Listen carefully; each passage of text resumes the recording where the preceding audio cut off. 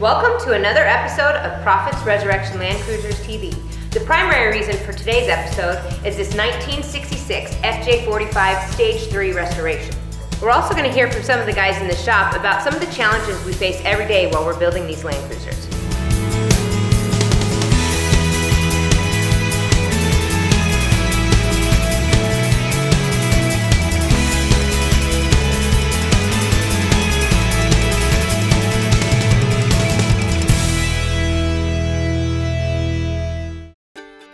We originally built this Land Cruiser about 18 years ago for a different client.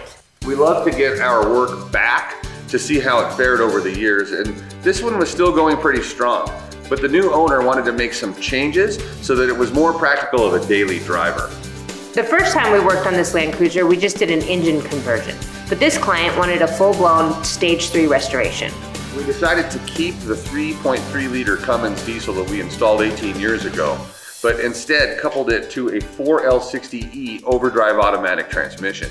That makes this vehicle a lot more highway drivable. We added a robust cooling system with a big intercooler to get all the power we could out of the Cummins 3.3. The 4L60E is mated to a split transfer case with FJ40 brake provisions.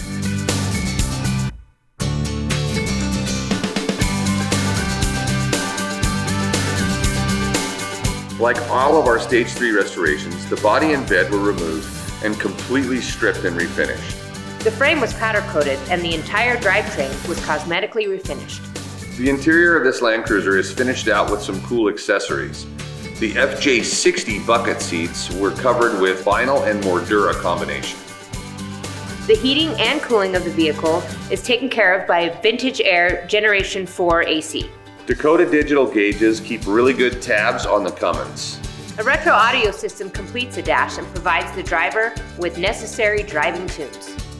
Other accessories on this cool FJ45 pickup include truck light headlights, rigid forward-facing auxiliary lights, and rigid backup lights and cargo lights. A worn winch finishes off the custom Proffitt's Resurrection Land Cruiser's front bumper. As always, Bilstein shocks dampen the ride on this 2.5-inch lifted Old Man Emu suspension with Proffitt's Resurrection Land Cruiser's shackle reversal. The entire interior cab, as well as the bed and underside of the vehicle, have been sprayed with Vortex industrial spray liner.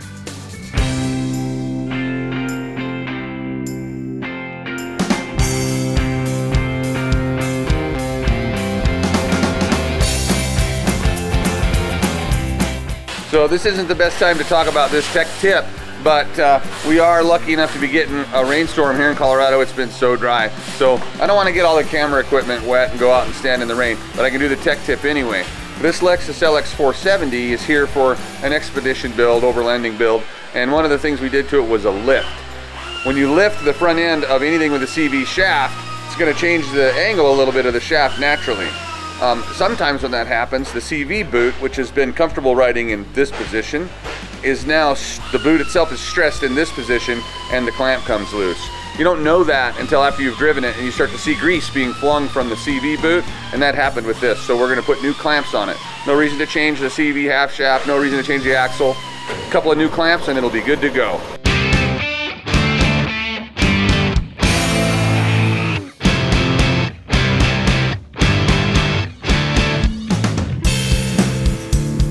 So here at the shop, we get Land Cruisers from all over the place, and most of them have been worked on before. Some haven't, and those are the really nice ones to work on, but there's a mix, and this mix of Land Cruisers that are coming from different places with different people having worked on them presents some challenges for us. Because unless the client has the wherewithal to go for a full-blown Stage 3 build, where everything on the truck is touched by us, sometimes we have to live with some of the things that other people have done. And that's a challenge because it's not very often that other work lives up to the quality control standards that we have here at this shop. Sometimes it does, and there's good people out there building Land Cruisers. That's important to mention. But when the budget doesn't allow for the complete redo of everything on the truck, it's tough for us because we want to see everything as best as it can be. So if you see a Land Cruiser out there and it's got our sticker on it, but something else is on it that doesn't look like it came from here, it's probably one of those ones that just didn't build the whole truck, and it wasn't in the cards to put our hands on every little piece of the vehicle. I hate working over everybody else's wiring because you can never clean it. the way it should be. Better to start from scratch. Yeah, it's better to start from scratch because it will look nice when you're done, not like you're putting a Band-Aid on it. I very much don't like leaving work that could be related to a safety hazard. Steering components especially, sometimes brake components too, very critical, and so I like to do them the best we can, and from scratch is always best. So what's one of the challenges when you're doing bodywork to vehicles that have previously been painted?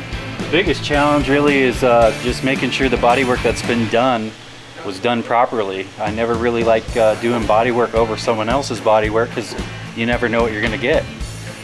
Yeah, all of a sudden their problem becomes our problem. Our problem, right. And we want perfection every time, so really getting in there and making sure it's right the first time is key.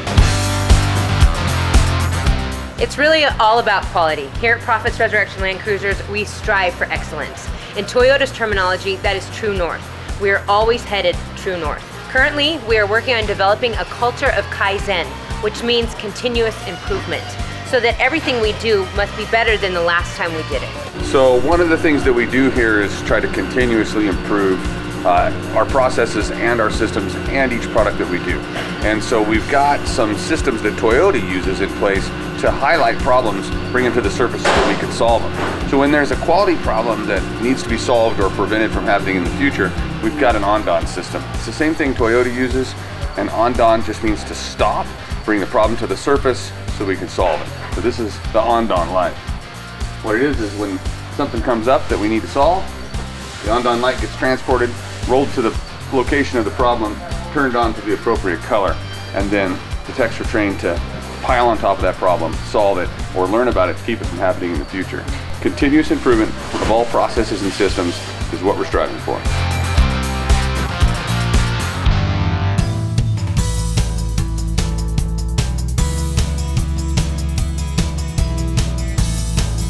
Thanks for watching this, our 21st episode of Proffitt's Resurrection Land Cruisers TV.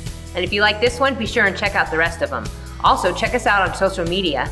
That's right, on Instagram we are at ProCruiser, and on Facebook it's Proffitt's Resurrection Land Cruisers, and of course the website is resurrectionlandcruisers.com.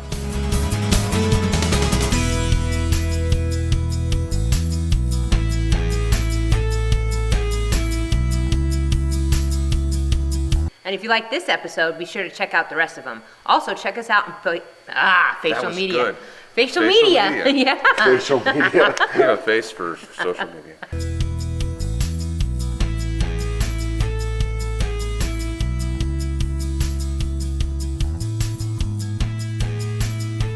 Where's Mark?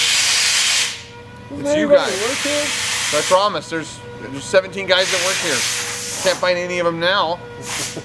Anytime the camera guys show up, it's like hippies for the drug bust. They're just gone.